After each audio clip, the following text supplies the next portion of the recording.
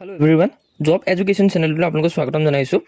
আৰু ইতিমধ্যে বহুতে সুধি আছিল যে PNRD যিখিনি ৰিক্ৰুইটমেণ্ট আছিলে 1508টা পষ্টৰ কাৰণে, যিখিনি কণ্ট্ৰেকচুৱেল পষ্ট আছিলে তাৰ বাবে এক্সামৰ ডেটটো কেতিয়া হ'ব, কাৰণ আমি প্ৰিপেৰেশ্যন কৰি আছোঁ আৰু প্ৰিপেৰেশ্যনৰ সময়ত আমাক এক্সাম ডেটটো বহুত বেছি প্ৰয়োজন হয়। আৰু আজি মই আপোনালোকক সকলোখিনি বিশ্লেষণ কৰি জনাম ইয়াতে। গতিকে আপুনি যদি প্ৰিপেৰেশ্যন কৰি আছে PNRD কাৰণে, তেতিয়া আপুনি বহুতখিনি কথা ইয়াতে জানিব পাৰিব। যিহেতু PNRD ফালৰ পৰা 1508টা পষ্টৰ কাৰণে আপোনালোকক ৰিক্ৰুইটমেণ্ট মুকলি কৰিছিলে আৰু ইয়াতে উল্লেখ কৰিছিলে আপোনালোকৰ এপ্লিকেশ্যন যিটো ষ্টাৰ্ট ডেট আছিল আমাৰ ইয়াতে উল্লেখ কৰিছে, যিটো আমাৰ ইয়াতে কৈছে 22 তাৰিখ 2 মাহ 2024 আৰু ইয়াতে এক্টিভ হৈছিল লিংকটো, আৰু 22 তাৰিখ 3 মাহ 2024, অৰ্থাৎ এই এমাহ দিনৰ ভিতৰতে আমাৰ এই প্ৰক্ৰিয়াখিনি কমপ্লিট হৈছিল। যিটো ৰিক্ৰুইটমেণ্ট প্ৰচেছ হয়, আপোনালোকে দেখিছে যে PNRD আগতে যিমানবিলাক পষ্ট ওলায় বহুত দেৰিকৈ এক্সামবিলাক হয়, কিন্তু এতিয়া যিখিনি কণ্ট্ৰেকচুৱেল পষ্ট ওলাইছে কম্বাইন কৰি একেবাৰে দিছে, যাতে সকলো পঞ্চায়ততে এই যিখিনি খালী ভেকেণ্ট আছে ইয়াৰ বাবে নিযুক্তি দিব পাৰে। আৰু এইখিনি হৈছে কণ্ট্ৰেকচুৱেল পষ্ট, কিমান দিনৰ কাৰণে টেনিয়ৰটো জব কৰিব লাগিব সেইটো ইয়াতে মেনশ্যন কৰা নাই। গতিকে ইয়াতে আপুনি দেখিছে যে 22 তাৰিখ 2 মাহ 2024 পৰা 22 তাৰিখ 3 মাহ 2024, অৰ্থাৎ 1 মান্থৰ কাৰণে আপোনালোকৰ এপ্লিকেশ্যন এপ্লাই কৰিবৰ কাৰণে এইটো টাইম পিৰিয়ড দিছিল।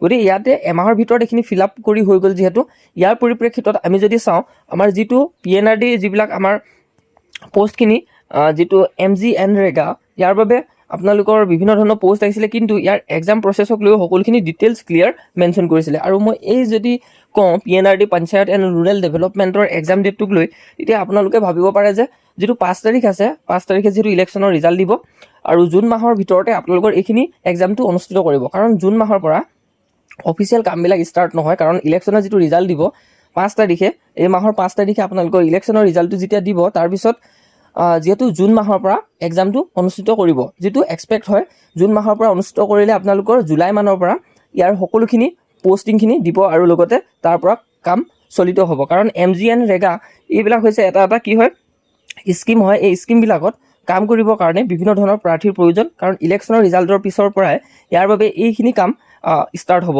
যিহেতু মই বহুতখিনি কথা তথ্য লৈছিলোঁ, তাৰ ভিতৰত যদি চাওঁ, ইয়াৰে ভিতৰত ইলেকশ্যনৰ ৰিজাল্টটো আপোনালোকৰ যেতিয়া মুকলি কৰিব 5 তাৰিখে, সেই মাহৰ তাৰপিছত জুন মাহৰ দেওবাৰ দিনটো অনুষ্ঠিত হ'ব এই PNRD যিখিনি ৰিক্ৰুইটমেণ্ট হয়। যদি আপুনি প্ৰিপেৰেশ্যন কৰি আছে, মই ভাবোঁ আপোনাৰ বহুতখিনি সহায় হ'ব, প্ৰিপেৰেশ্যনৰ ক্ষেত্ৰত আগবাঢ়ি যাব পাৰিব। কাৰণ এক্সাম ডেটটো আমি এটা যদি টাৰ্গেট লওঁ, তেতিয়া আমাৰ অল ছাবজেক্টখিনি আমি ডিষ্ট্ৰিবিউট কৰি ল'ব পাৰোঁ।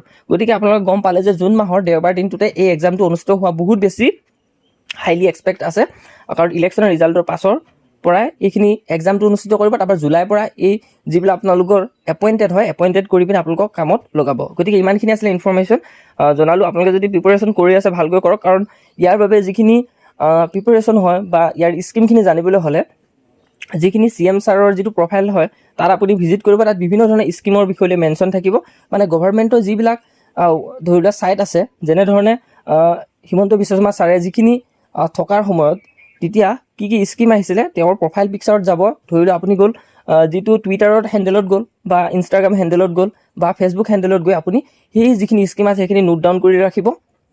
আৰু লগতে যিখিনি পলিটিৰ কুৱেশ্যন হয়, আমাৰ যিহেতু 3টা টায়াৰত পঞ্চায়তটো ভাগ কৰিছে, ফাৰ্ষ্ট যিটো পঞ্চায়তটো ক'ত প্ৰথমে আহিছিলে, কোনটো কমিটিৰ দ্বাৰা ৰিকমেণ্ডেশ্যন হৈছিলে আৰু ক'ত প্ৰথমে লাগু হৈছিলে, 2খন ঠাই আছিলে, সেইখিনি আপোনালোকে জনাটো বহুত বেছি ইম্পৰ্টেণ্ট হয়।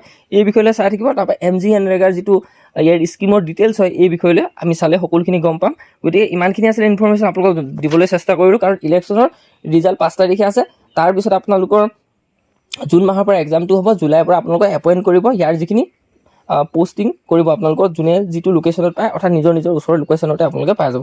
ইমান আছিলে ইনফৰ্মেশ্যন। ভিডিঅ'টো যদি ভাল পালে নিশ্চয়ৰূপে চেনেলটো ছাবস্ক্ৰাইব কৰি ৰাখিব।